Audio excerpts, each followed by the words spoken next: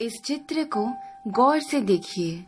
प्रश्न चिन्ह बने इस आकृति में हमें 7 बिंदु नजर आते हैं। इन 7 बिंदु को 7 नक्षत्र माना जाता है।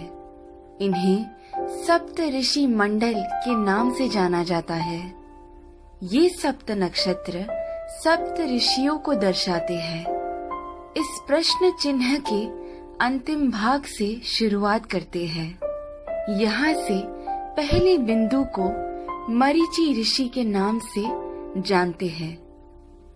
उसके बाद में जो बिंदु है वो कहलाते हैं ऋषि वशिष्ठा।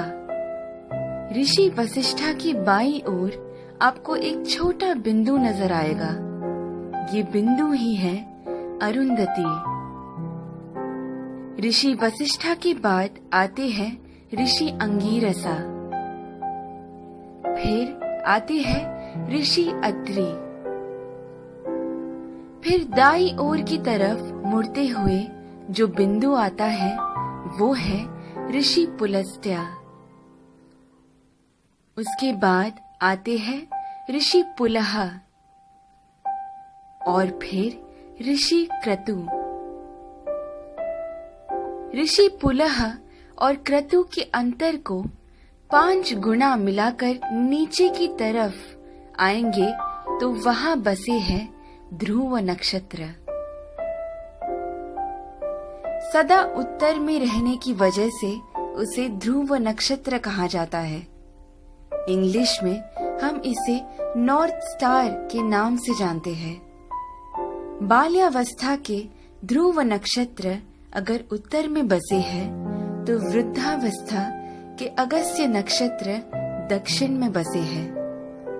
अगस्त्य और ध्रुव नक्षत्र हमेशा उसी स्थान पर ही पाए जाते हैं।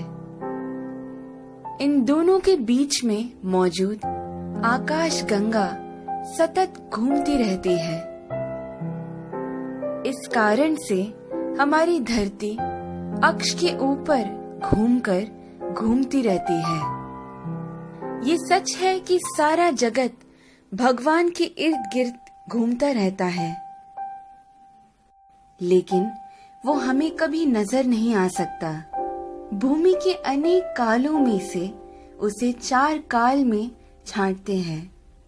ऊपर नजर आ रहा पीठ के बल सोया हुआ प्रश्न चिन्ह के आकार में बना हुआ सप्त ऋषि मंडल हमें वसंत ऋतु में ठीक ऐसे ही नजर आता है।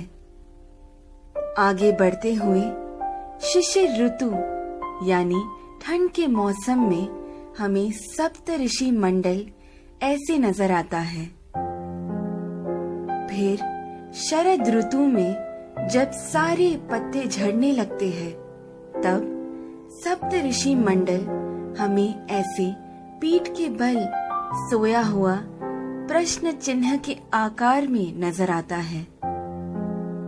और फिर ग्रीष्म ऋतु यानी गर्मी के मौसम में हमें सप्त ऋषि मंडल ऐसे शीर्षासन कर रहे प्रश्न चिन्ह के आकृति में नजर आता है।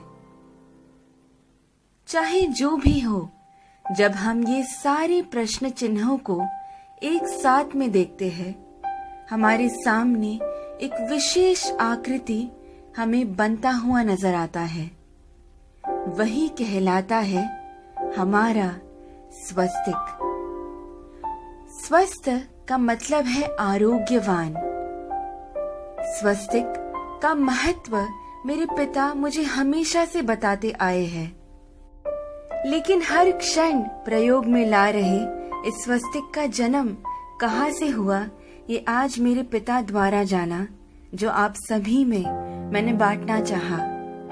ध्रुव नक्षत्र को देखते हुए हमें ये मालूम होता है कि हम पूरी जिंदगी जिस दिशा की ओर बहते जा रहे हैं वही है उत्तर दिशा।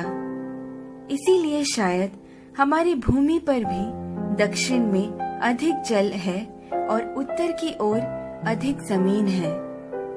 इस विषय को इतनी सुंदरता से वीडियो के रूप में बनाकर आप सभी को समझाने का श्रेय जाता है मुक्ता जी को।